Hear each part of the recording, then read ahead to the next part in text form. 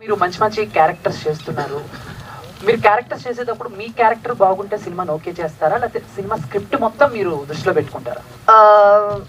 నేను ఎప్పుడు ఒక మాట చెప్పేది, నాకు హీరో అనేది వచ్చి యాక్చువల్గా స్క్రిప్టే ఫస్ట్.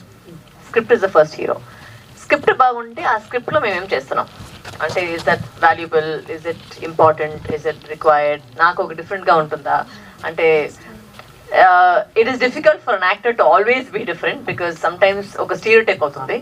బట్ వచ్చే స్క్రిప్ట్లో ఏది మనకు బాగుందో, ఏది మనకు రోజు డిఫరెంట్గా అనిపిస్తుందో అది మేము చేసేకి ట్రై చేస్తున్నాం అంతే. ఓకే, అంటే మీరు స్క్రిప్ట్ ఓకే చేయడానికి మీకు నచ్చే ఒక 3 points ఓకే ఇది ఫస్ట్ వచ్చి స్క్రిప్టే నాకు పూర్తిగా వచ్చి స్క్రిప్ట్ నాకు మెయిన్గా ఇంపార్టెంట్.